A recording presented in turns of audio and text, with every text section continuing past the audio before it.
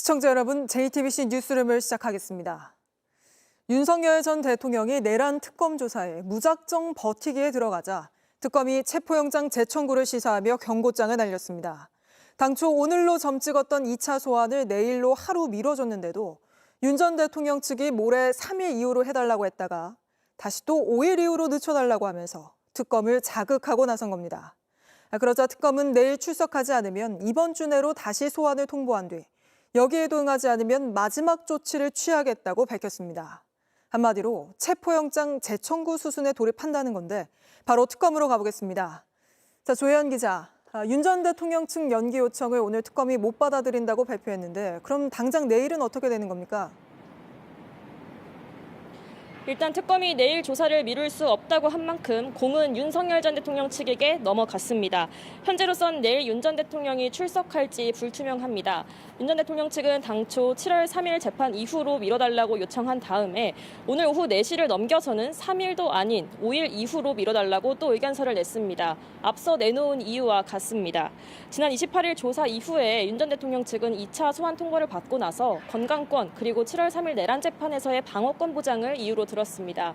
하지만 특검은 납득할 만한 이유가 아니라고 판단했습니다. 네, 내일 윤석열 전 대통령이 안 오면 어떻게 되는 겁니까? 네, 특검은 일단 내일 윤 전 대통령이 오지 않으면 한 차례 출석에 불응한 것으로 보고 한 번 더 출석을 통보하겠다고 했습니다. 이번 주 중으로 다른 날짜를 정해서 바로 통보하겠다는 건데요. 박지영 특검보는 7월 3일에는 내란 재판이 있는 만큼 7월 4일이나 5일이 될 가능성이 크다고 설명했습니다. 네, 그러면 이야기한 7월 4일이나 5일에도 만약에 윤석열 전 대통령이 출석하지 않으면 그 다음엔 어떻게 합니까? 네, 그 다음에는 그때도 오지 않으면 형사소송법 절차상의 마지막 단계를 밟겠다고 말했습니다. 이 마지막 단계가 구체적으로 무엇이냐고 묻자 박지영 특검보는 체포영장이 될 수도 있고 그 다음 단계가 될 수도 있고 여러 고민을 할 것이라고 말했습니다. 그러니까 체포영장을 넘어 구속영장 청구도 검토를 하겠다는 겁니다. 특히 체포영장을 다시 청구할 때는 앞서 영장에 적시됐던 체포 저지나 비아폰 삭제 지시 혐의 등을 넘어서서 앞서 조사가 이뤄졌던 국무회의에서의 직권남용 혐의 등도 보강이 될 것으로 보입니다. 네, 이렇게 출석하지 않으면 체포영장을 다시 청구할 명분이 쌓인다는 건 윤석열 전 대통령도 알고 있는 거 아닙니까? 네, 그렇습니다. 윤 전 대통령 측도 그 점을 염두에 두고 있는 것으로 보입니다.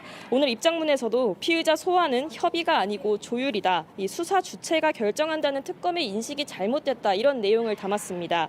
조율이 안 돼서 출석을 못하는 건 출석 불응이 아니라는 취지입니다. 일단은 체포영장 명분을 피하고 또 혹시라도 청구될 경우 법원에 제시할 논리를 쌓기 위해서 애쓰는 모습입니다. 하지만 특검은 윤 전 대통령 조사가 원활하게 진행되지 않을 경우에 체포영장을 청구한다는 입장에서 물러날 뜻이 없어 보입니다. 지금까지 서울고검 내란특검 사무실 앞에서 JTBC 조혜연입니다.